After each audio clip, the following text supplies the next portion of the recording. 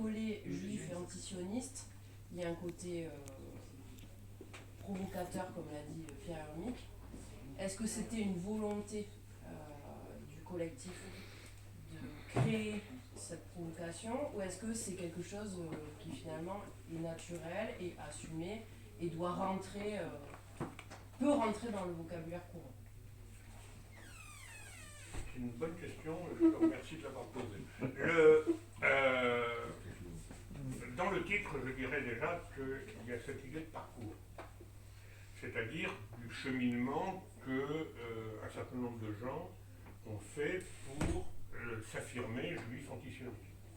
Et parallèlement, l'organisation elle-même, du JFP, qui ne se déclarait pas antisioniste au départ, se déclare aujourd'hui antisioniste.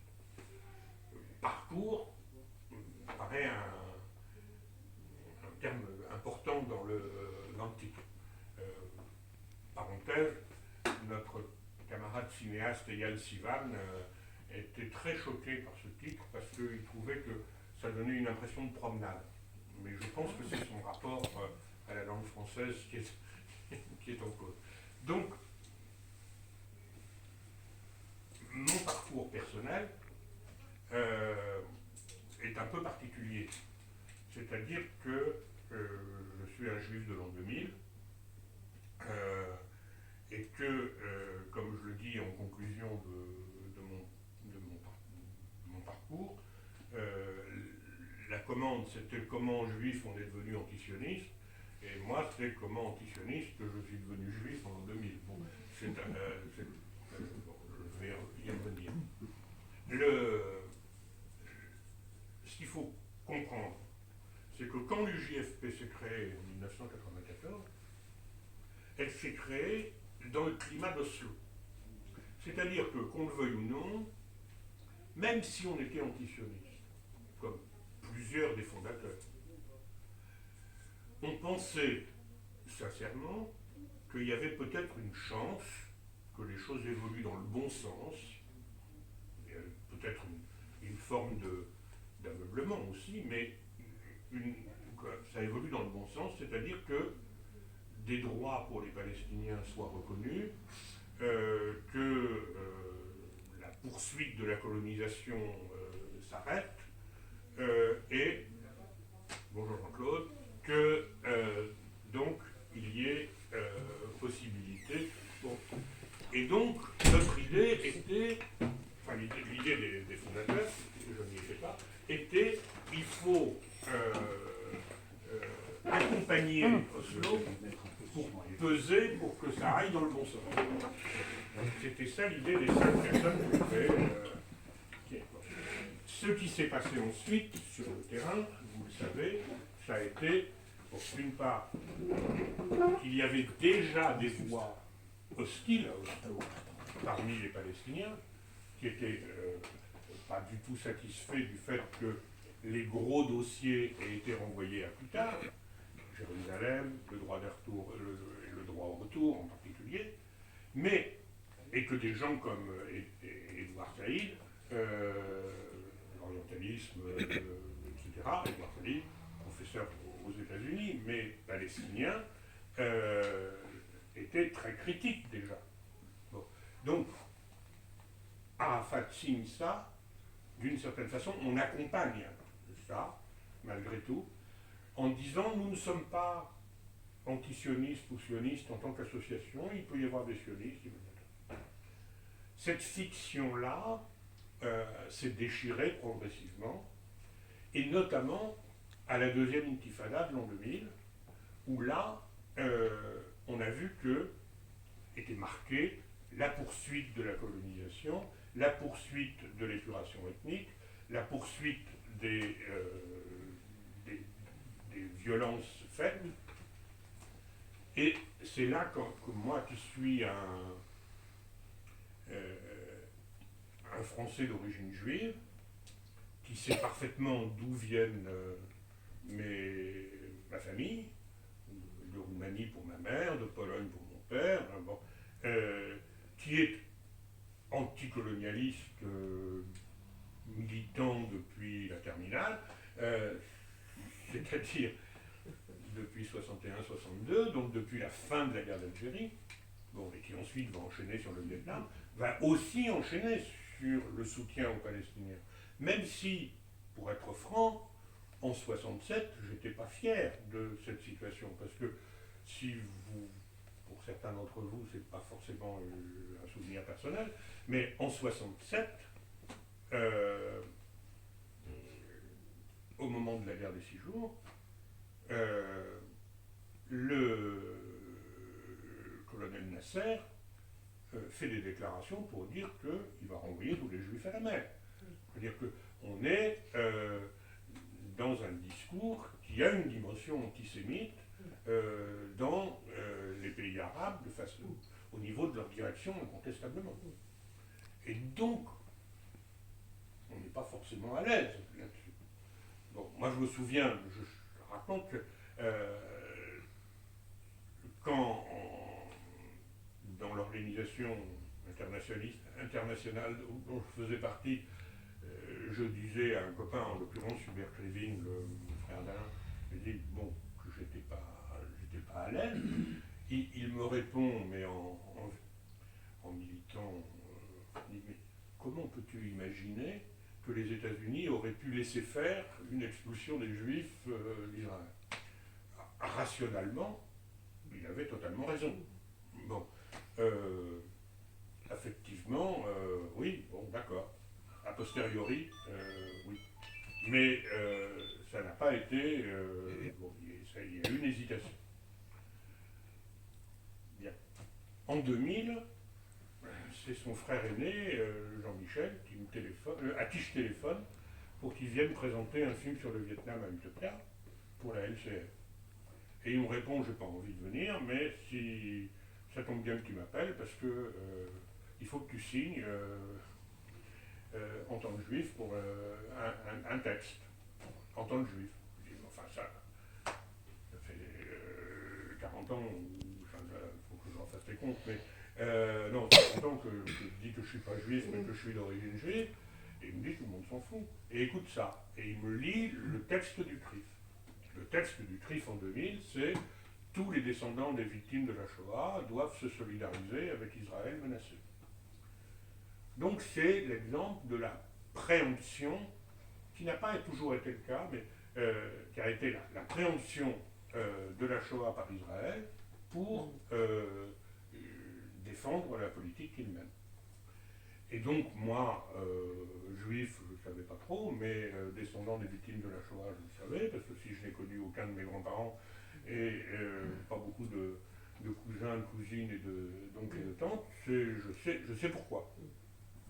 Et donc, pour la première fois de ma vie, j'ai signé en tant que juif pour les droits du peuple palestinien. Comme je le dis, je suis devenu juif en 2000 par la grâce du CRIF. Et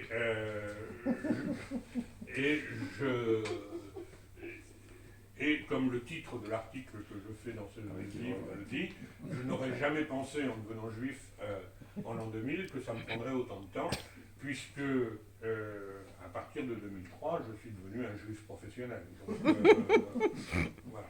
Bon, ça c'est la première chose. Alors, ça accompagne une évolution de l'UJFP. Bon. L'UJFP qui dit qu'elle n'est pas sioniste. Avant, elle disait, c'est pas notre question. Après, on n'est pas sioniste, parce que le sionisme est un colonialisme, et nous sommes anticolonialistes. Mais on ne dit pas qu'on est antisioniste. Et pourquoi on ne dit pas qu'on est antisioniste? On ne dit pas qu'on est antisioniste au moins pour deux raisons. La première, c'est qu'en France, l'antisémitisme est interdit. Et que donc, les antisémites se présentent comme des antisionistes. Dieudonné se déclare antisioniste. Alain Soral se déclare antisioniste. Faire le partage, c'est pas évident. Et puis l'autre problème, c'est qu'un certain nombre parmi les camarades de l'UJFP viennent bien sûr du sionisme. Vous avez des témoignages dans le bouquin assez nombreux qui sont des témoignages de gens qui n'ont pas forcément eu, pour qui ça n'a pas été évident de devenir, de rompre avec le sionisme en tant que tel. Il y a eu des courants sionistes de gauche avant même la création d'Israël, qui vivaient avec l'idée qu'ils allaient en Palestine, qu'ils y apportaient la modernité, mais qu'ils avaient bien l'intention de s'entendre avec les Arabes. Donc il y avait des... Bon, j'ai envie de dire, un peu le colonialisme républicain que de la Troisième République, de la Troisième République française. C'est-à-dire, on n'est pas raciste, mais c'est quand même des retardés à qui on doit apporter des choses. Bon, c'est cette mission civilisatrice de l'Occident.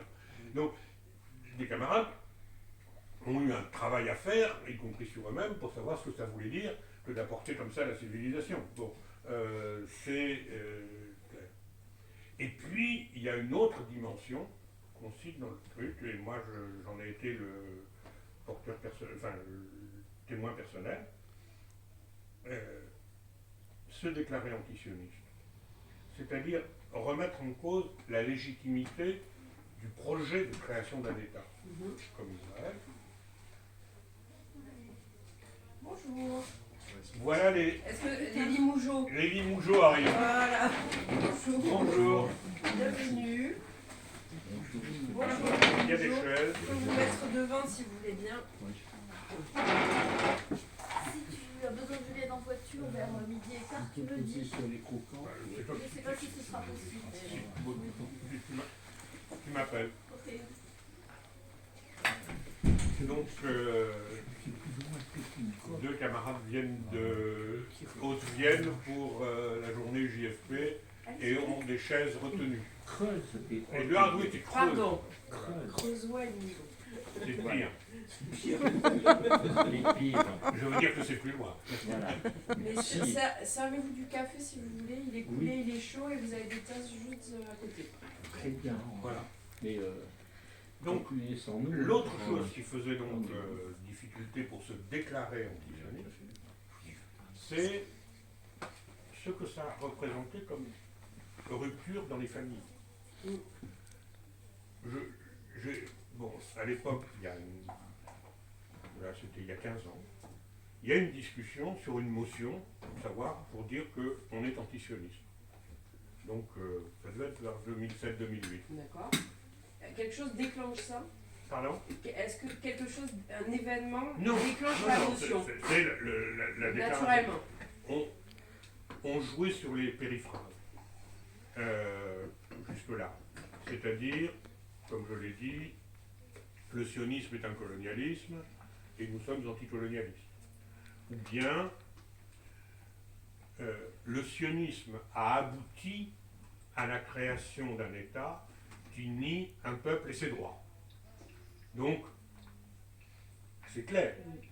Mais ça n'interdisait pas à quelqu'un de dire que le sionisme aurait peut-être pu aboutir à autre chose. Là, il a abouti à... Bon. Sans perdre ton fil, est-ce que tu pourrais me dire qu'est-ce que c'est que le sionisme? Voilà. Le sionisme, c'est fondamentalement quand même l'idée que l'antisémitisme étant à ce point fondé dans les sociétés, et en particulier les sociétés occidentales, et puis on l'étendra ensuite aux sociétés arabes, la seule solution pour les juifs, c'est de créer leur État. Donc, c'est un nationalisme tardif parce qu'il reprend un peu la logique des discours nationaux du XIXe siècle dans la question des nationalités que vous avez parfois vu dans vos cours d'histoire au lycée, où on explique qu'en 1948, alors bon, ça va être les Hongrois, les Autrichiens, les différentes nationalités européennes, qui étaient parfois enserrées dans des empires plus larges et qui réclament leur autonomie. Ou le nationalisme italien pour bon. Là, les Juifs disent, tant qu'on sera... on ne peut pas s'insérer dans les sociétés de façon démocratique, même dans les pays comme la France, où l'émancipation des Juifs sur le plan légal a eu lieu.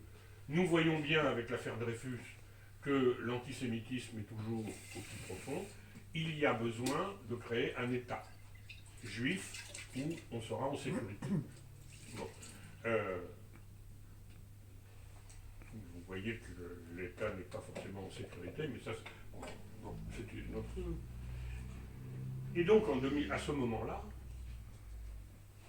l'antisionisme, il y a une camarade qui était membre du Bureau national, je ne vais pas vous donner son nom, mais qui vient me voir à part, parce que je dois te dire que si l'UJFP se déclare antisioniste, ma belle-fille m'interdit de voir mes petits-enfants. Moi, quand je raconte cette histoire, parce que j'en ai le souvenir personnel, et puis que c'est une amie, et ça me fait encore des nœuds. C'est-à-dire que, effectivement, la grande réussite du sionisme, c'est d'avoir réussi à enfermer une très grande partie de la communauté juive dans un ghetto intellectuel sur le thème tout le monde est contre nous et il faut qu'on reste en torture romaine, il faut qu'on reste en bloc si on veut donc survivre en tant que juif. Voilà, et donc c'est ça qui a été l'évolution de l'UJFP. Mais cette évolution, parallèlement, a été l'évolution des membres, des adhérents. Alors, moi, pour devenir juif, je l'ai expliqué, puisque mon mouvement a été de me déclarer juif, je dois dire que 8 jours après la parution de la Tribune du Monde en tant que juif, qui avait été rédigée par Ronnie Broman, Daniel Ben Saïd et Marcel Franciscan, 8 jours après, il y avait une réponse d'Alain Finkielkraut disant la pétition signée par une trentaine d'intellectuels. Là, je me suis posé des questions. Être reconnu comme intellectuel par Finkielkraut. Bon, bien. Mais c'est une autre histoire. Voilà. Ce qui est intéressant dans ce bouquin, j'ai participé à la décision de le faire, mais c'est pas moi qui ai réuni les 22 témoignages. Comment les 22 témoignages ont été trouvés? Comment vous avez trouvé tous les intervenants? Parce qu'ils viennent de partout dans le monde. En fait. Alors, je crois que c'est ça qui est assez génial dans le bouquin. C'est que, à l'intérieur même de ce qui apparaît comme une petite minorité dans le monde, à savoir les juifs antisionistes, il n'y en a pas de pareil. C'est-à-dire qu'il y a une très grande diversité. Et je dois dire qu'on n'a pas eu de mal à les trouver parce qu'ils sont membres de l'UJFP, qu'il y a eu un appel d'offres, que 22 ont été retenus, que je pense qu'il aurait pu y en avoir à peu près le double, mais que... bon. Alors, il y en a qui manquent, bon, parce que ils ont envoyé des textes trop longs, machin, etc., au moment de faire le truc. Bon, je ne pense pas que ça... Il y aura un tome 2, mais bon. Donc, c'est assez naturel de trouver ces 22-là. Et ces 22-là, ils montrent quoi? Ils montrent que Ashkenaz, d'origine ashkénaze, c'est-à-dire d'Europe centrale et d'Europe, ou d'origine, comme on dit, séfarade, bon, ou d'origine berbère, carrément. Pourquoi, comme on dit, séfarade?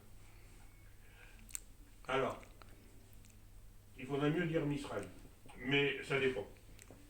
Les séfarades, c'est ceux qui parlaient ladino, c'est-à-dire ceux qui étaient en Espagne et qui ont été virés en 1492. Isabelle et compagnie. Bon. Sauf qu'en attendant, et donc beaucoup se sont retrouvés, y compris dans le Maghreb. D'accord, ok. Et on a tendance à dire Ashkenaz, séfarade, alors que dans le Maghreb et dans le Machrek, il y a des juifs qui n'ont jamais été en Espagne. Okay. Ceux qu'on appelle les Misraïs, c'est-à-dire les juifs arabes. Okay. Et on les trouve dans ce livre, des juifs arabes qui Juifs berbères. qui sont souvent Ouais. des communautés berbères. Bon. On dit juif arabe parce que la langue arabe a été imposée sur l'ensemble du territoire, même si la langue berbère existe toujours. Donc ça c'est une autre question. Et puis je ne suis pas sûr qu'il y ait, que ce soit en 5 minutes, que les berbères marocains et les yéménites se comprennent dans leur arabe immédiatement. Il leur faut un petit moment quand même pour l'intercompréhension entre... là, au niveau écrit, je crois que c'est à peu près commun. Donc, ce qui est l'originalité et l'intérêt du bouquin, c'est de montrer comment, souvent, c'est le voyage en Israël qui a ouvert les yeux, c'est-à-dire que des gens qui étaient des progressistes, mais qui jonglaient entre ce progressisme et le soutien naturel à Israël, qui était la référence familiale et autres, comment ce jonglage s'est déchiré quand ils ont, en Israël même, perçu la manière dont, finalement, ceux qui étaient présentés comme le peuple juif, ce gouvernement qui prétendait parler au nom des juifs du monde entier, exerçait une oppression, une expulsion, etc. Deux anecdotes que l'on trouve dans le bouquin.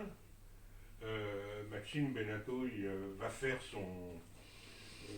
va pas faire son alia, mais il va faire un stage d'hébreu à Haïfa, c'est-à-dire pendant les vacances, et il découvre la ville de Safed, qui n'est pas très loin. Et à Safed, c'est une ville d'architecture arabe, palestinienne, orientale, où il n'y a plus un seul Palestinien. Et ça, il s'en aperçoit à ce moment-là, quoi. Il s'en aperçoit aussi parce que il a cette volonté de parler à des gens, et donc dans son stage d'hébreu, il y a des Palestiniens qui veulent aussi apprendre l'hébreu. D'accord. Bon. Et c'est eux qui lui expliquent ce que sont les discriminations. Les Palestiniens d'Israël, souvent, ont une vie moins tragique au quotidien que les Palestiniens qui sont à Gaza ou qui sont en Cisjordanie, qui sont encore sous des tentes en Jordanie ou en Syrie. Mais ils vivent les discriminations dans le travail, ils vivent les discriminations dans le logement, ils vivent dans l'effacement progressif du droit de parler arabe dans le pays, etc. Et donc, pour Maxime, c'est ça qui va être la déchirure. Bon. Une copine comme Michel Sibony, porte-parole de l'UJFP par ailleurs, etc., qui a fait son alia, bon, qui est allé s'installer en Israël, mais qui a assez rapidement des relations aussi avec des Palestiniens, fait le voyage à Gaza, et elle découvre à Gaza un café qui s'appelle Haïfa. Et elle dit, mais pourquoi un café Haïfa à Gaza? Et assez rapidement, elle se rend compte qu'elle vient de dire une connerie. C'est-à-dire que la majorité de la population de Gaza n'est pas une population de Gazaouis, c'est une population de réfugiés, à l'intérieur même de la Palestine historique. Et le café Haïfa, c'est des gens qui viennent d'Haïfa et qui viennent au café. Bon, c'est aussi cela qui ouvre les yeux à un certain nombre de gens sur ce qu'a été la Nakba, sur ce qu'a été... J'ai répondu à ta question? Oui, mais alors t'as pas répondu à la question de Christian sur le sionisme de gauche.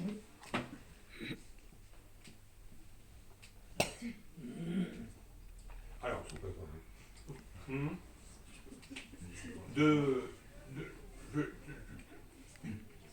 il y en a d'autres qui pourront me répondre, puisque maintenant je me sens moins seul, là, avec les boulons, que je n'étais pas déjà tout seul.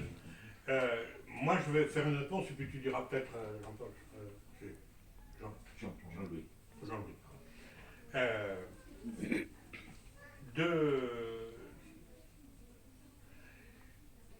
Certains considèrent que parler de sionisme de gauche, c'est un oxymore. Oui. Comme certains considèrent que parler en France de colonialisme de gauche est un oxymore. Je dirais que c'est la même chose. Je veux dire qu'il y a des gens qui, en toute bonne foi, ayant des sentiments progressistes, pensent qu'ils peuvent les exporter et les apporter à d'autres. L'instituteur qui va travailler en Algérie dans les années 30 est souvent quelqu'un qu'on peut appeler colonialiste de gauche. Ou instituteur qui est né même, d'ailleurs, en Algérie, et qui va être porteur des valeurs de la République, de la manière dont ça s'impose. Moi, je considère que ça ne sert à rien de refuser le terme de sioniste de gauche, parce que je ne divinise pas la notion de gauche.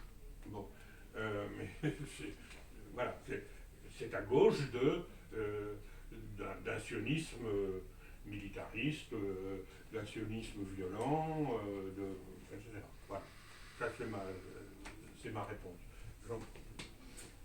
Oui, c'est un peu particulier. Je suis antisioniste militant depuis 1969. Comment bon, c'était dans... Alors, lui, il n'est pas dans le livre, mais il aurait pu. Donc, c'était dans tous les événements de l'époque, avec l'effondrement de l'Union soviétique, la montée de la Chine et de l'Albanie, etc. Et donc, en France, le remue-ménage politique de l'époque. Et donc, dans ce remue-ménage politique, j'en étais à Grenoble, et dans le petit groupe dans lequel je me trouvais, il y avait deux enfants de familles juives algériennes, un qui s'appelait Lévi et l'autre qui s'appelait Toubiana. Encore les prénoms, je ne sais pas. Tu entends, Jean-Claude ? Oui, bien. Et donc, dans ce courant de pensée de se proposer tout un tas de questions politiques, avec ses camarades qui venaient d'Algérie, naturellement, on s'est déclaré, on a analysé et on s'est déclaré antisioniste. Alors, de manière, à l'époque, je dirais, théorique, à savoir, bon, là, on peut aller vers Shlomo Sand pour avoir une référence, à savoir ce qu'est le sionisme du point de vue théorique politique. C'est-à-dire un colonialisme qui se justifie, alors qu'aucun colonialisme jusqu'à présent ne s'était justifié autrement que par, par exemple, la conquête des territoires nouveaux aux États-Unis, en Australie, l'Algérie, le Vietnam. C'était, disons, il fallait avoir de l'air, il fallait avoir des richesses, et c'était la vraie justification du cliché. Et puis, en contrepartie, on donnait un peu d'éducation. Le sionisme, lui, par contre, est une théorie politique qui se fonde sur des éléments qui sont le droit, disons, à une nouvelle terre au nom de l'histoire biblique. Deuxièmement, au nom d'une communauté effectivement particulière réprimée par le christianisme, parce qu'avant l'antisémitisme, il y a eu l'antijudaïsme chrétien. L'antijudaïsme chrétien, puisqu'on disait les juifs ont tué Dieu. Bon. Donc c'était et il y a d'autres justifications, en particulier des justifications typiquement, je dirais, concrètement coloniales, qui sont extension du territoire, etc. Et statut particulier, puisque maintenant c'est déclaré, c'est-à-dire que Israël est devenu un État juif. C'est-à-dire que si vous n'êtes pas juif, vous n'êtes pas, vous ne faites pas partie, vous ne partagez pas les lois ou les les pseudo-lois, puisqu'il reste quand même un certain nombre de choses pour les habitants non juifs. Bon, les chrétiens, je suis allé voir les chrétiens dans le nord d'Israël, et j'ai vu évidemment les juifs et j'ai vu les musulmans. Donc, ce qu'il faut voir, c'est que effectivement, le sionisme est la justification théorique d'une colonisation, avec toutes les conséquences que ça peut donner, c'est-à-dire tous les droits au nom de cette justification théorique. Alors, bon, moi j'ai vécu ça comme ça. À Grenoble, je ne connaissais pas l'UJ, j'ai connu à Paris. Donc, je suis à l'UJ depuis, je sais pas, 1990 ou non, 1980. Ça s'est créé en 94, l'UJFP. Ah oui, donc non. Et effectivement, j'ai assisté, pour les amis de l'UJFP, à la difficulté de faire le pas. C'est-à-dire de déclarer que c'était un truc comme le national-socialisme. C'est-à-dire une théorie qui justifie les actes terribles qui ont été et qui maintenant se manifestent en Israël. Donc c'est un chemin un peu particulier. C'est le chemin par le haut, pas par le bas, mais bon, les deux se rejoignent et il faut combattre le sionisme. Et donc le sionisme de gauche, Alors, votre définition à vous? je n'ai pas de définition du sionisme. Non. Le sionisme et le sionisme. C'est quoi un sionisme bien intentionné? Alors, ceux qui se disent... Alors, il y a eu une gauche en Israël qui est morte. Enfin, il y a plusieurs entrées dans cette affaire. L'entrée la plus directe d'aujourd'hui, je dirais, ce que l'on trouve, y compris dans les manuels scolaires, c'est le discours d'Elie Barnavi, ancien ambassadeur d'Israël en France, professeur à Sciences Po. Qu'est-ce que dit Barnavi? Il dit deux peuples pour une même terre, grosse malheur. Voilà. C'est-à-dire, mais on pourrait arriver à la paix s'il n'y avait pas les extrémistes des deux côtés. Et les extrémistes, c'est pas l'armée israélienne, c'est, pour lui, c'était déjà il y a 15 ans, les juifs orthodoxes sionistes. Il y a des juifs orthodoxes non sionistes, mais ça c'est encore autre chose. Et de l'autre côté, le Hamas, les terroristes, etc. S'il n'y avait pas ça, on arriverait probablement à s'entendre, mais là c'est pas possible. Il y a un dessin qui pour moi symbolise ça, c'est le dessin de Chapat. Certains connaissent le dessin de Chapat, qui est un dessinateur suisse. Après Oslo, il fait un dessin où on voit le couple Rabin-Arafat en couple de mariés.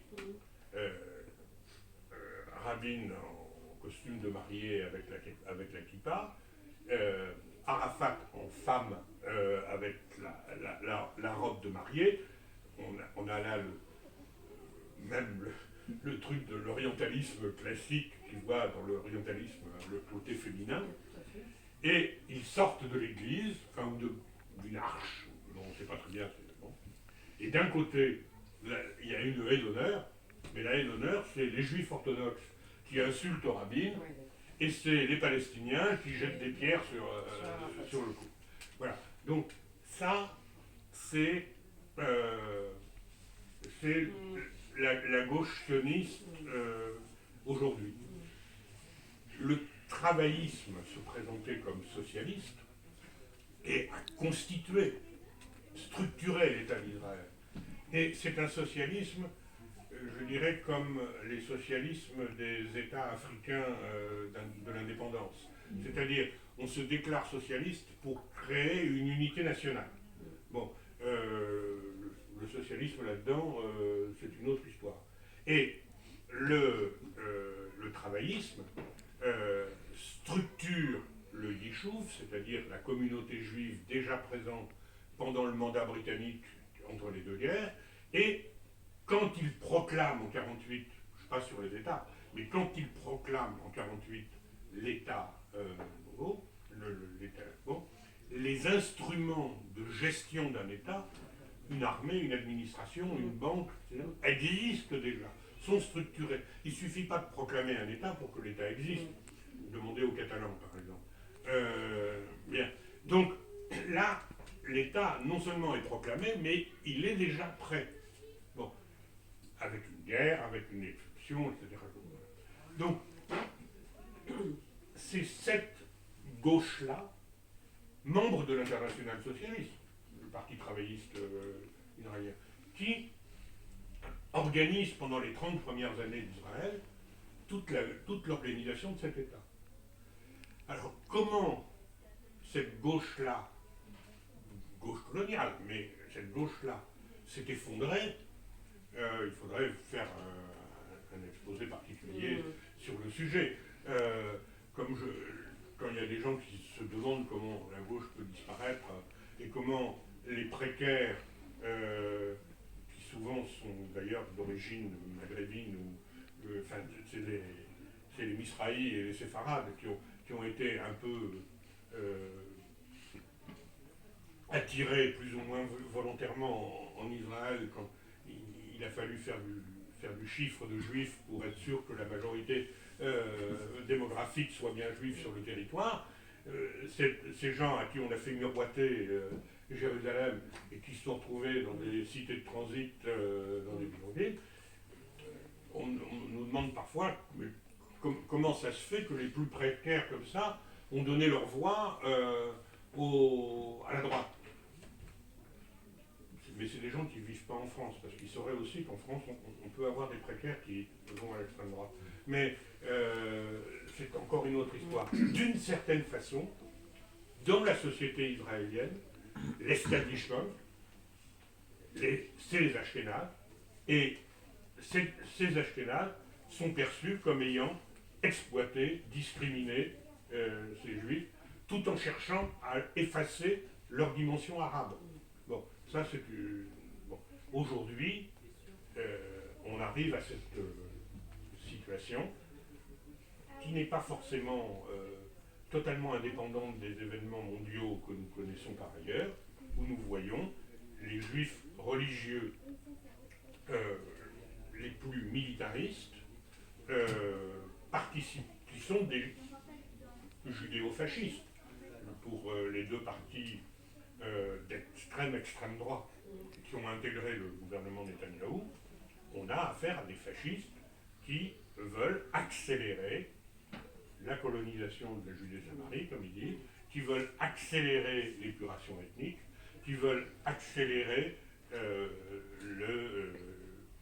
la colonisation du Negev comme de la Cisjordanie.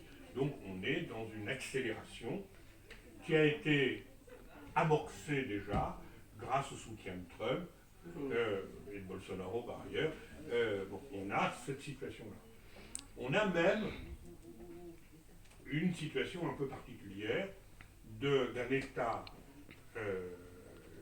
juif tel qu'il se définit, qui a pour allié des gouvernements explicitement antisémites, comme celui d'Orban par exemple, parce qu'ils partagent l'idée que, et la pratique du containment et de l'expulsion des musulmans, c'est d'abord, bon. Et puis, vous avez, on va avoir toujours ça en tête, ce mouvement étonnant des évangéliques, qui sont plus nombreux que les juifs dans le soutien à Israël, parce qu'ils ont cette idée, alors moi je ne suis pas un spécialiste des questions religieuses, hein, mais ils ont cette idée que quand tous les juifs seront en Terre Sainte, alors le Messie reviendra. Bon, j'arrête là parce que c'est des choses que je connais assez mal parce que j'ai... Et qu'ils devront se convertir au christianisme à la fin. Je suis athée. Voilà. Je suis athée de naissance et donc je n'ai pas toujours les codes pour vous expliquer ces choses. C'est très tordu, hein. Bon, il y a peut-être d'autres questions quand même, parce que je vais faire des réponses plus courtes. Tu ne sais pas nous dire si le Christ est déjà venu ou s'il va venir. Moi, après, je veux bien vous laisser la parole. Moi, j'avais quand même une remarque à faire qui s'applique un peu à tout le monde ici. On a eu des retours hyper négatifs en fait quand on a parlé de cet événement dans la librairie. C'est pour ça que c'est pas. Pardon ? C'est pour ça que c'est pas sur Facebook. Eh bien, non, je t'assure non, mais je pense qu'il y a un problème sur Facebook. Ouais, je pense aussi, ouais. Et en fait, je me suis rendu compte. J'ai quand même des gens qui m'ont demandé ce que je venais faire dans cette histoire, ça ne me concernait pas. Enfin, bon. Et en fait, je trouve ça absolument fou. Et alors, je pense que courageux, c'est pas le terme, mais de revendiquer juste le droit de s'opposer à une action comme celle que peut faire Israël en toute impunité, alors que c'est votre propre communauté, parce que j'ai eu cette discussion avec des amis qui sont juifs, qui ont été assez véhéments sur ça. Et donc voilà, mais je voulais vous dire que c'était très bien, parce que moi je suis pas juive, je suis un peu antisioniste quand même. Mais en fait, juste cette idée de pouvoir opposer une idée contraire à l'idée générale et l'idée qu'on doit véhiculer et à laquelle on doit se soumettre, juste le fait d'avoir une idée et une parole qui est quand même, si courageuse, c'est peut-être pas le terme, mais en fait si quand même, parce que je pense qu'il en faut pour entamer ce débat-là auprès de vos proches aussi. Et donc voilà, je voulais vous remercier de participer à ça et de militer pour ça en fait. Avant d'autres questions, j'ai oublié au début de la réunion de remercier la librairie du Contretemps de nous accueillir, etc. Non, voilà. Donc si vous avez des questions, c'est le moment. Qui l'a déjà lu là, le livre? Ouais. Des remarques peut-être sur le contenu? Moi, en premier lieu, ce qui m'a un peu interpellée, c'est comme je le disais tout à l'heure, c'est que ce sont les jeunes il y a beaucoup de jeunes qui témoignent. Et ce qui m'a surpris, c'est que ce rapport à Israël, alors qu'ils sont vraiment très jeunes et qu'il y a quand même des discussions depuis tant d'années, et qu'ils ont eu du mal à se défaire, entre guillemets, du discours familial par rapport à Israël, et ça m'interpelle. Que ce soit des personnes plus âgées, je peux le concevoir plus facilement, mais venant de jeunes, c'est vrai que ça me questionne. Bah oui, Simon, Jonathan, voilà, Maxime, tout à fait. sont des trentenaires pour qui Israël faisait partie de leur quotidien familial. C'est ça.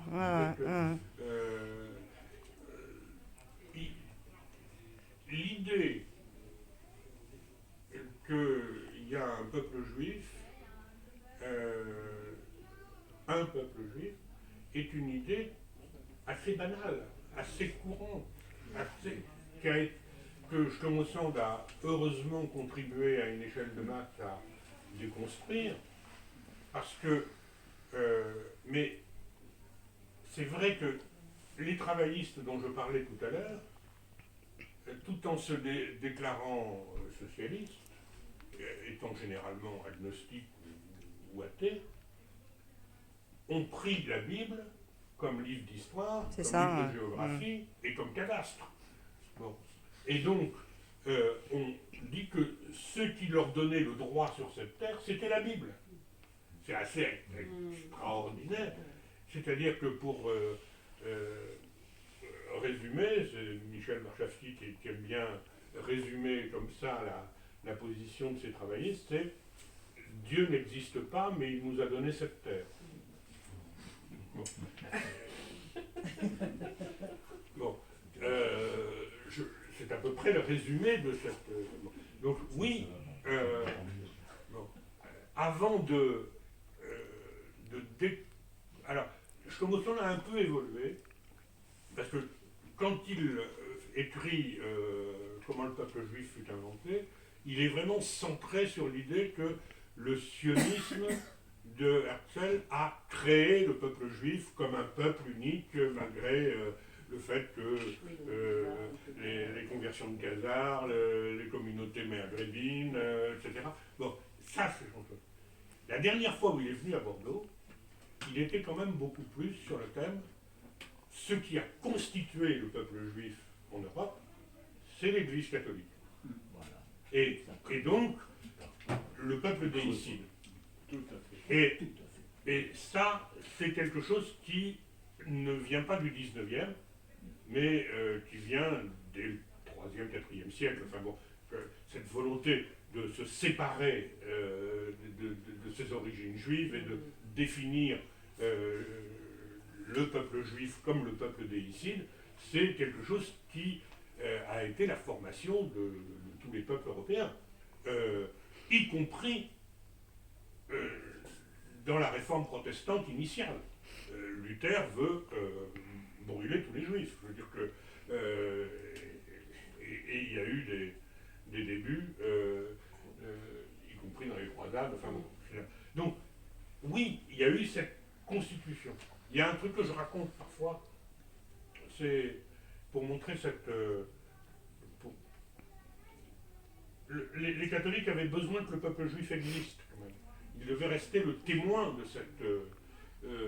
ce crime initial. 1938, le primat de Pologne, archevêque de Cracovie, cardinal, fait lire un texte dans toutes les églises de Pologne. La Pologne est une dictature de Piłsudski, coincée entre l'URSS et l'Allemagne, et on a la montée, il y a un antisémitisme galopant en Pologne, et il y a la montée du nazisme. Discours prêche du cardinal. Vous avez le droit de ne pas vous servir dans les magasins juifs, mais vous ne devez pas casser leur vitrine. Vous pouvez ne pas vous servir au marché au banc juif, mais vous ne devez pas le renverser. Vous avez le droit de ne pas aimer les juifs, mais vous n'avez pas le droit de les battre. Vous ne devez pas adopter un antisémitisme venu de l'étranger. C'est-à-dire que vous ne devez pas être sur la position des nazis. Et si, c'est là la grande distinction, et si un juif reconnaît sincèrement en Jésus notre Seigneur, vous devez l'accueillir à bras ouverts. Donc vous avez un anti-judaïsme qui n'est pas racial, même si de fait, dans la population, les choses se mélangent. Ah oui, Non, d'accord. mais il y a une Oui. distinction Oui. par rapport au nazisme, Oui. à sa définition purement raciale Ok. et à sa volonté qui deviendra Ça, c'est Jean-Paul. génocidaire. C'est Jean-Paul II, ça? Non. Ah non, non, Ouais, c'est c'est 1938. Ah, Non, non, non. non, non. C'est le prédécesseur. Non, ce que va reprocher un diacre de Toulouse, qui est membre de l'UJFP, à Jean-Paul II, c'est, dans son voyage en Israël, d'avoir reconnu dans le peuple, dans le peuple israélien, dans le peuple juif, le peuple de Jésus. Donc retournement. C'est plus les Juifs qui ont tué Jésus, Ah c'est oui. les Romains, et on reconnaît en Israël le peuple de Jésus. D'accord. Alors que le peuple de Jésus, c'est les Palestiniens. Mais, bon, et tous ne sont pas partis. Comme je le dis souvent, vous savez qu'il y a des recherches ADN pour Donc pour 180 €, vous pouvez savoir si vous avez le gène juif. Ouais, c'est tout. Bon. Les mêmes laboratoires peuvent vous définir si vous avez, pour le même prix, je crois, le gène basque et le gène celte. Et je ne me suis pas renseigné, mais je pense que si vous demandez les trois, ils vous feront un prix. Mais alors, mon père l'a fait, donc c'est un laboratoire israélien qui a fait le test et effectivement qui lui a trouvé 5% de gènes juifs.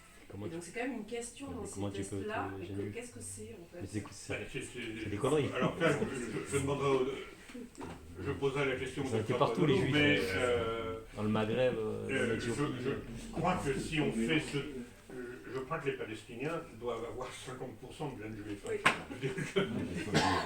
La réponse, il faut lire Shlomo Sand, comme un peuple juif fut inventé. Bon, ok, très bien. Moi, je vais dire ça. Est-ce que vous avez d'autres questions?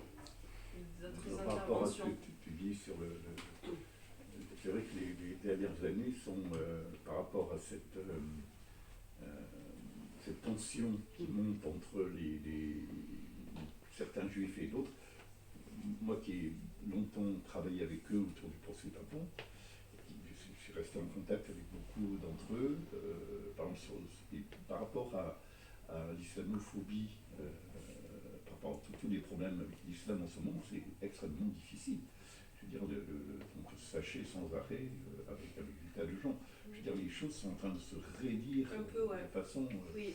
Et il y a un peu de lâcheté quelquefois pour ne pas réagir à certains trucs, sinon on va se fâcher avec des gens avec qui je suis en contact depuis 20 ans, 25 ans, autour du procès Papon et tout ça.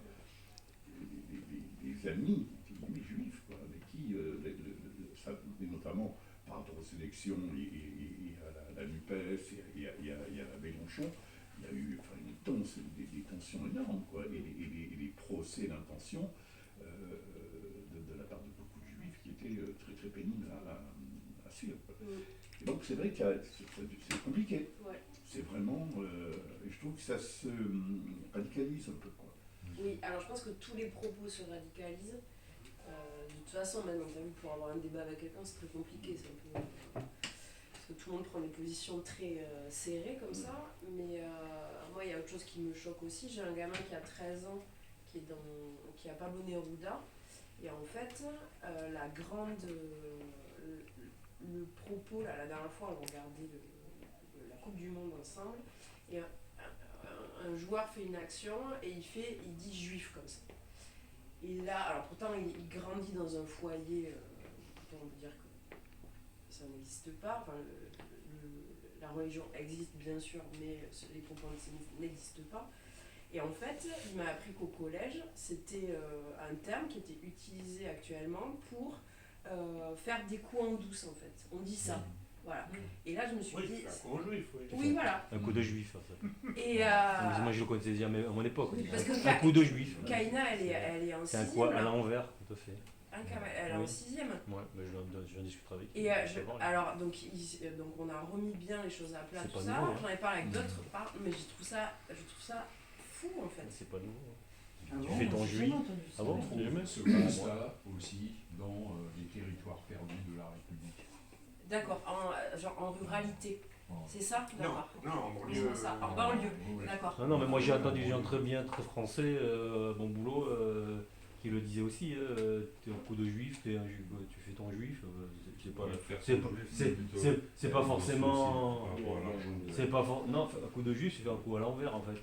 Moi, Un coup en douce. je l'ai rarement entendu, moi, là où j'habitais, dans mon quartier. Moi, je veux dire, tu l'entends à l'école, tu entends aussi. Des fois, bon, on entend de moins en moins, mais même au boulot, des fois, tu entends. Tu es surpris, tu te dis, mais c'est des gens bien français parce qu'ils disent ça.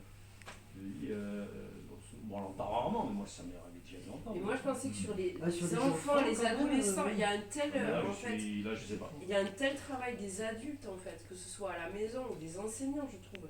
Surtout que le collège il est, donc c'est un collège en ZEP où il y a une mixité sociale qui est très très forte.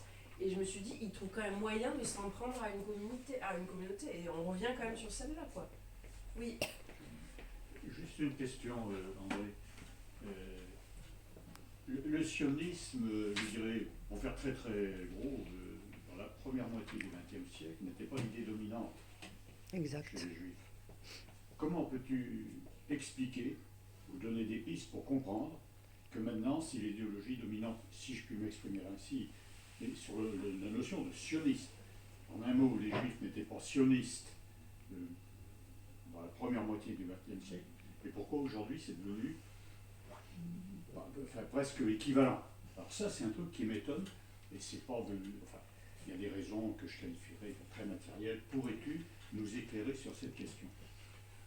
Alors, ma réponse est à plusieurs étapes. La première chose que je veux dire, c'est que la grande majorité des Juifs d'Europe centrale et d'Europe de l'Est ont disparu dans la Shoah. Le Bund, socialiste révolutionnaire, était majoritaire. Il voyait dans la révolution socialiste la perspective de l'émancipation. Il a disparu. Donc la première raison qui parfois a donné raison aux sionistes, c'est le génocide et la collaboration des bourgeoisies dans les différents pays européens avec le nazisme a convaincu certains qu'il n'y avait d'autre solution qu'un État juif. Ça, c'est une première raison. À la fois démographique et puis, oui, et puis et la guerre. Voilà. La deuxième raison qu'il faut quand même rappeler, c'est que les pays occidentaux ont refusé d'accueillir les Juifs victimes du nazisme. Exactement. La conférence internationale d'Évian en 1938 n'aboutit à pratiquement rien. Les États-Unis maintiennent des quotas extrêmement faibles, et donc condamnent une partie des Juifs à être éventuellement raflés.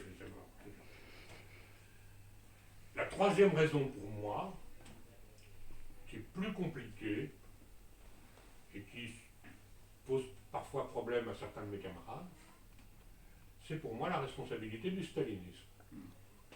C'est-à-dire que dans un pays, la Russie, traditionnellement antisémite, par l'Église orthodoxe comme par l'Église catholique, la révolution bolchevique n'a pas, par un coup de baguette magique, supprimé l'antisémitisme. Et la présence de nombreux juifs à l'intérieur même du Parti communiste a été un élément qui faisait que, effectivement, je ne dirais pas le judéo-bolchevisme, mais il y a effectivement ça. Et ça s'est redoublé d'une certaine façon par la manière dont le stalinisme a, tout en ayant parmi ses membres des juifs qui, y compris, sont restés parfois aux responsabilités, ont utilisé l'antisémitisme pour justifier la répression telle qu'elle a été organisée. La manière dont, dès les procès de Moscou des années 36, 37, 38, on utilise le terme de sioniste pour définir des opposants, trotskistes ou pas trotskistes, qui n'avaient rien à voir avec le sionisme, est déjà ainsi. Et ça va se redoubler après la guerre, des trois façons, c'est-à-dire des deux façons. C'est-à-dire que d'une part, les États-Unis ont maintenu l'interdit sur l'immigration juive, y compris des rescapés des camps, qui n'étaient pas forcément bien accueillis en Israël parce qu'ils ne représentaient pas vraiment l'homme nouveau, mais ça c'est une autre histoire.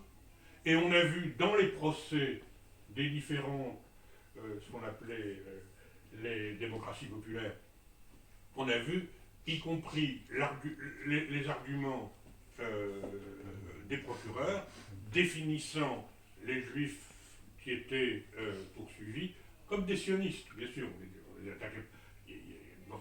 Et de ce point de vue-là, je pense que pour beaucoup, prendre conscience que la révolution socialiste ne supprime pas et voire utilise l'antisémitisme, c'est quelque chose qui, je crois, a permis à Israël de faciliter ce ghetto intellectuel dans lequel il enferme les communautés juives.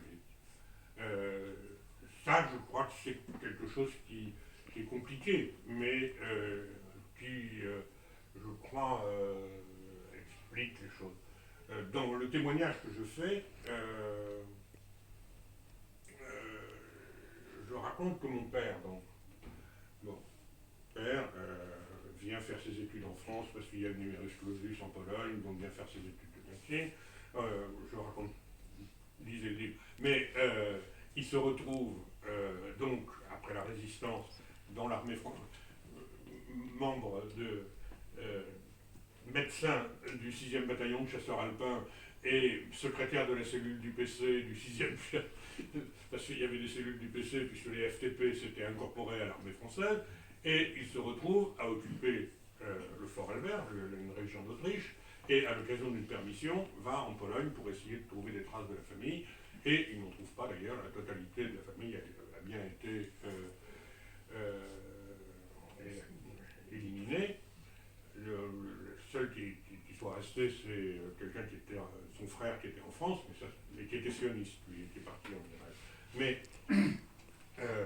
quand il revient dans sa cellule du 6e bataillon de chasseurs alpins, on lui demande pourquoi il ne va pas pourquoi il va pas en Pologne construire le socialisme.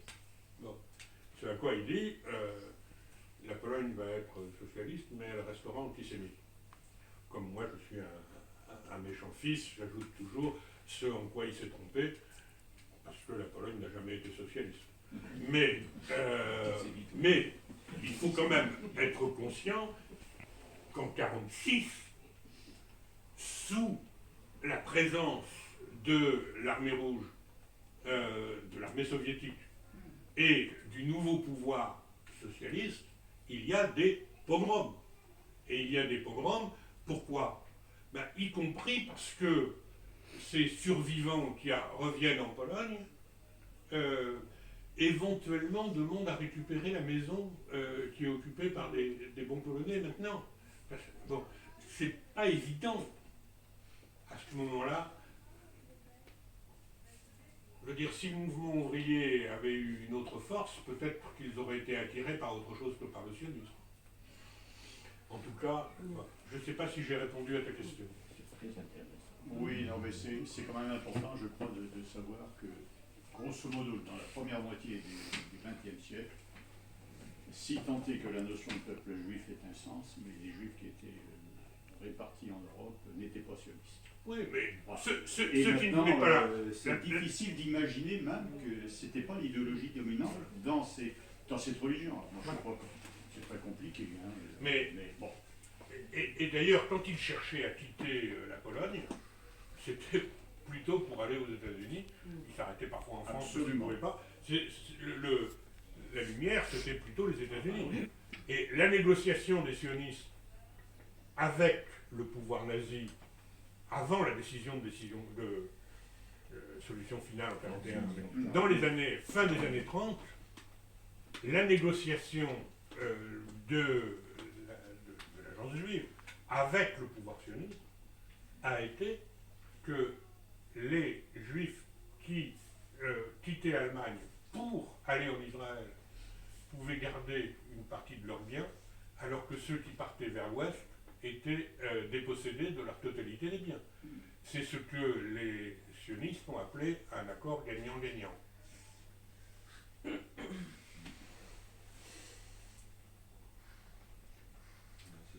Ce qu'il y a quand même de commun dans ce que tu dis concernant, et tu as tout à fait raison, ce qui se passe en Union soviétique et dans le reste de l'Europe et de l'Occident avec les États-Unis, c'est en effet le poids extrêmement prégnant d'une culture religieuse chrétienne.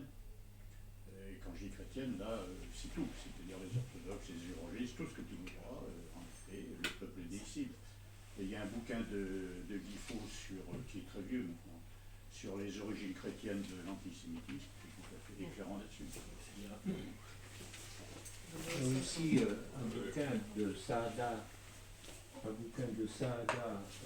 s'appelle d'un autre écrivain, qui s'appelle Le christianisme et ses juifs, et qui parle donc historiquement de tout la discrimination, les tueries, les horreurs faites aux juifs sous couvert d'antisémitisme. Et il y a l'histoire du petit village de Bavière où était jouée la Passion. Ah oui. Et ce petit village de Bavière a attiré tous les grands chefs d'État du 19e siècle. Hallucinant. Et la passion continue, si je puis dire, dans ce petit village de Bavière. Non, ça a changé. Merci. Ils ont dû, mais récemment, hein, c'est en 2000 et quelques, qu'ils ont dû reculer. C'est ça, mais c'est très récent. Oui, c'est très récent. C'est de ce siècle. Enfin, Non, mais c'est extraordinaire. Oui, Saada, il faut regarder ce bouquin. Alors, il y a les origines chrétiennes, d'une part, mais il faut bien voir que derrière, il y a tout le fond. Parce que si l'économie ne suit pas, il n'y a pas d'antisémitisme. Il y a quand même tout ce fond aussi, comment religion d'une part, et puis le fonctionnement de l'économie d'autre part, permettent que ça se maintienne. Parce que si l'économie n'est pas, comment dirais-je, avantagée, le fond de la presse, les deux sont étroitement liés. Auguste Bebel, philosophe et dirigeant social-démocrate fin du 19e, disait l'antisémitisme, c'est l'anticapitalisme des imbéciles. Ça veut dire quoi? Ça veut dire qu'effectivement, la figure de Rothschild reste la figure symbolique tout à fait. d'un capital financier perçu comme dominant, puissant. Et bon, cette idée-là, elle est encore valable et elle est compliquée. Bon, moi j'ai été critiqué par certains de mes camarades, pas juifs, mais parce que dans une intervention, j'ai osé dire que l'antisémitisme était l'anticapitalisme des imbéciles, et que je prenais l'exemple de la manière dont on utilisait le fait que Macron était un ancien de chez Rothschild, comme Pompidou avait été un ancien de chez Rothschild. Bon, bien évidemment, quand par contre, ça a été l'histoire de Philoche, en 3 mots. Gérard Philoche, que certains connaissent comme ancien journaliste devenu PS, était encore au PS quand il était en train de sortir un bouquin sur Macron il y a 3-4 ans, et il voit une image qui correspond tout à fait à ce qu'il voulait dénoncer, comme Macron se présentant le maître du monde. Et donc, il met cette image sur sa page Facebook. Et 20 minutes après, son fils le prévient qu'il a fait une connerie, parce qu'il n'a pas bien vu l'image. Bon. Or, l'image, c'est Macron, et avec derrière lui Attali, Rothschild et Drahi. Bon. Et des pylônes avec le drapeau américain, le drapeau israélien et des dollars. Ce qu'il n'avait pas vu. Et j'ai été témoin de moralité de Gérard à son procès, puisqu'il a été attaqué pour et qu'il n'y avait jamais eu autant de parties civiles du consistoire, des avocats sans frontières, etc. Bon, pour attaquer Gérard, qui finalement a été relaxé. Mais on a effectivement cette image-là, et qui est une image Alain Soral, c'est-à-dire Mais oui, la collusion. qui est bon, il y a toujours eu cette perception depuis le développement du capitalisme, et même avant, qu'il y a un truc qui est curieux. Ça, ceux qui ont suivi les écoles élémentaires d'analyse marxiste le savent. Il y a ce truc qui est que le paysan va au marché pour vendre sa production et pour acheter les trucs dont il a besoin. Mais il y a un mystère, c'est que celui qui ne produit rien, c'est-à-dire le commerçant, est celui qui s'enrichit. Bon, c'est le truc classique. Et au niveau plus global de l'économie, ceux qui réussissent à pomper la plus-value réalisée au sommet de la pyramide, c'est même pas les petits capitalistes traditionnels, c'est finalement la banque, la finance, etc. Et là, on va retrouver Goldman Sachs, on va retrouver Rothschild, et on ne va pas dire Bolloré, on ne va pas dire Bernard Arnault, on va prendre cela. Parce qu'il y a quand même ce truc qui est que, oui, les Juifs fonctionnent en réseau, et donc ce truc quand même qui est que on peut être Rothschild à Vienne, à Londres, à Paris, à New York. Voilà. Bon, donc oui, il y a encore cet antisémitisme populaire, si je puis dire, qui donne cette... Depuis le 5e siècle, que l'Église catholique a dit feu sur les Juifs, puisqu'il leur faisait la concurrence au point de vue religieux. Il s'agissait de bannir cette religion. Et donc, la religion juive a arrêté d'être... de faire du recrutement. C'est au point de vue religieux. Jean-Claude. Oui, alors simplement et pour terminer, cet après-midi, donc il y a un film sur Jean-Richard Bloch. Sur quoi André, on a parlé Jean-Richard Bloch. Qui est très intéressant, enfin bon, je le connais. Puisque, bon, bref, là n'est pas la question. Jean-Richard Bloch a écrit un bouquin qui s'appelle Point de suspension et compagnie, c'est-à-dire les entreprises, machin, truc, bidule et compagnie. Et là, il raconte une famille juive alsacienne qui en 1871 fait le choix de la France. Et bien s'est installé, c'est Elbeuf en fait la ville, évidemment c'est un autre nom, ce sont des gens qui travaillent dans le textile. Et il montre bien ce fonctionnement qui est tout à fait remarquable d'une famille juive qui vit, qui arrive à voir, qui s'installe, et en même temps les grandes difficultés en termes de concurrence par rapport au reste de... Parce que là, il y a d'autres filateurs, si je puis dire. Et c'est ce débat, donc, on voit bien l'utilisation, je ne sais même pas si c'est le mot qui convient, mais l'antisémitisme s'appuie aussi tout simplement sur la concurrence. Les gens qui sont là ne souhaitent pas voir des concurrents arriver, et ça arrange bien tout le monde, qu'ils soient juifs, enfin ça arrange, vous voyez ce que je veux dire. C'est utilisé en disant, ce sont des juifs qui viennent s'installer. Donc, je me permets de vous le dire, voilà, Jean-Richard Bloch, c'est un très grand écrivain, qui est passé à la trappe, mais voilà, ce film est très intéressant, je vous suggère cet après-midi d'aller le voir. Kamel, tu voulais dire quelque chose tout à l'heure? Moi, c'était par rapport à la continuation du sionisme, parce que tu étais beaucoup sur la religion, mais il y a un autre aspect aussi, la militarisation d'Israël, de plus en plus, se fait aussi par le biais aussi du service militaire. Je sais qu'en France ça existe, mais ailleurs je ne sais pas, tu vas peut-être me le dire, mais à partir du moment où tu es juif, tu peux faire ton service militaire en Israël. Et il y a les Druzes et les Bédouins pouvaient aussi. Pas mal de Français qui vont faire leur service militaire.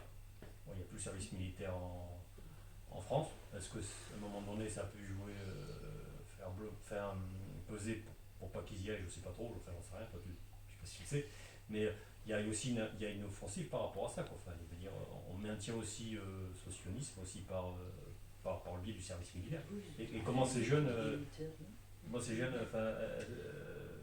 qui sont français, enfin, qui ne sont même pas israéliens, ça existe. Ils sont très très très nombreux. Ça existe, Ah ouais ça existe nulle part ailleurs, quoi. Où on accepte que quelqu'un qui est de nationalité française aille faire son service militaire dans un pays étranger, ça n'existe pas. Ils sont de plus en plus nombreux. Pas mal de jeunes d'origine. Ils représentent un gros algérienne, pourcentage. Ils pouvaient faire leur service militaire, mais parce qu'ils avaient la double nationalité, ou la nationalité algérienne, ils pouvaient y aller. Mais ça existe. Enfin, je veux dire, c'est le seul pays où on accepte ça, quoi. Et enfin, je sais pas, c'est une pensée que j'avais par rapport à le fait qu'on maintient aussi ce nationalisme, sionisme. Enfin, c'est particulier quand même. Enfin, je sais pas si est-ce que ça existe dans d'autres pays. Si tu es américain, tu peux, ou espagnol, etc. Je suppose, ouais. Mais c'est très particulier, quoi.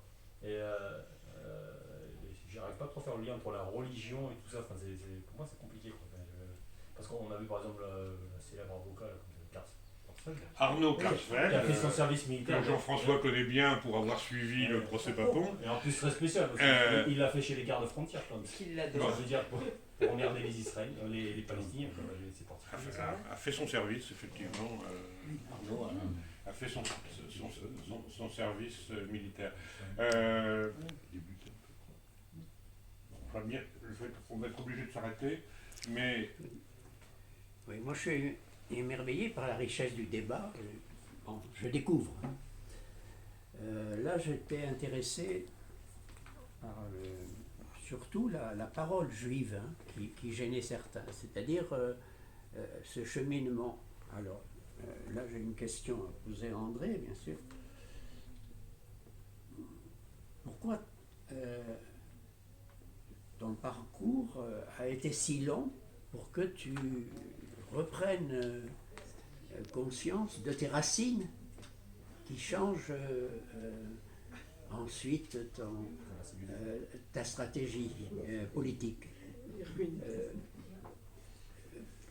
Pourquoi en même temps que on est sidéré, hein, d'apprendre dans ton livre que à 11 ans tu suis ta mère, hein, pour arrêter les trains d'appelés qui vont en Algérie. Hein. Qu'est-ce que ça signifie, une famille qui politise autant un enfant? Parce que tu es un véritable phénomène. Si on prend ton évolution, hein, beaucoup là te connaissent, moi je ne te connais pas beaucoup. Alors en plus, c'est étonnant que cette connaissance de l'histoire avec un grand européenne que vous avez là, c'est étonnant. Jean-Pierre pourrait vous parler de... Attention à ce que tu dis, parce que tu vas retomber sur un stéréotype. Hein. Ne me relance pas sur Périgueux, etc. On se connaît mal, hein, encore. Je n'allais pas te parler de Périgueux, j'allais dire que tu pourrais peut-être plus parler de l'histoire de l'Angola que de l'histoire européenne. Un peu. Voilà, bon, parce qu'il a écrit sur le sujet. Mais revenons à la question. Oui, je suis dans une famille politisée, mais qui a résolument décidé d'être française.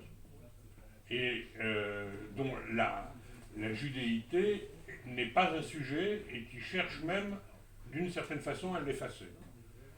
Et c'est pas ça n'est pas la seule famille. Je veux dire, il y a d'autres, y compris, il y en a qui en parlent, Evelyne Weber en parle dans le bouquin, par exemple.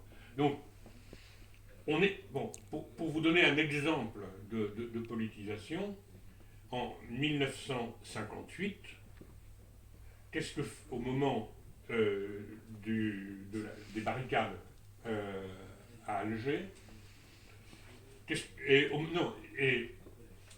qu'il fait, mon père?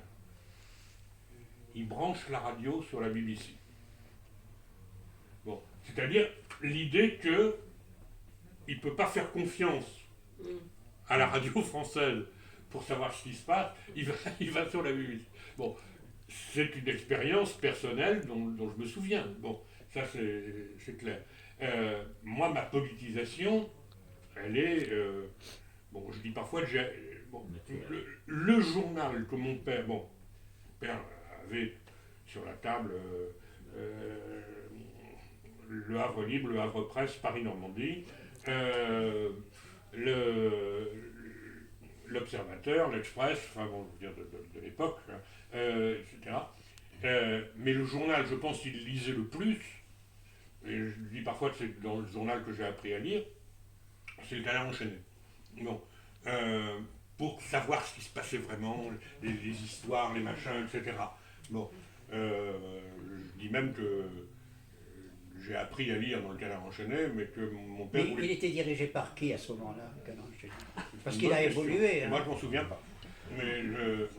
Mais Traîneau, peut-être. Mais, donc, il y a une politisation d'emblée. Je me retrouve aux Éclaireurs de France avec un chef de troupe qui est mon prof d'anglais et qui est proche du PC, mais sans y être. Donc oui, j'ai eu une politisation assez intense, assez précoce, mais je pense que beaucoup de familles juives sont très politisées. Elles savent que leur histoire peut dépendre de ce qui se passe dans la politique. Est-ce qu'il n'y aurait pas un gène de politisation dans le laboratoire je crois qu'on a le gène politique, oui. Il n'y a pas un truc qui dit le peuple de France est un peuple politique. Oui. Voilà. Mais bien. On a donné rendez-vous devant la brasserie Saint-Georges à 13h. Donc je vais peut-être vous proposer d'arrêter là. Qui est-ce qui pensait aller manger? Non, moi je te prends les livres. Vous deux, bien Alors, sûr. Les livres, si vous voulez bien. Alors, ceux-là, on les a inventés à la librairie, et ça, c'est André qui les a amenés, donc vous voir avec lui si vous voulez, directement. voilà, si Et vous celui-là, voulez c'est à la caisse de la librairie. la brochure sur le racisme, qu'on a sorti il y a déjà quelques années, je peux vous la vendre. Si vous voulez le DVD de Jean-Richard Bloch, je peux vous le vendre, mais si vous venez au cinéma ou au restaurant, on fera ça à ce moment-là. D'accord. Et si vous voulez écouter la biographie d'André, vous allez sur la radio dirigée et en podcast, pendant 1 heure, vous pouvez écouter André racontant sa vie. Alors, puisqu'on en est à la pub, vous avez aussi dans la revue Ancrage, il y a 3 ou 4 ans, un grand portrait d'André. Il est même à la une. Ancrage numéro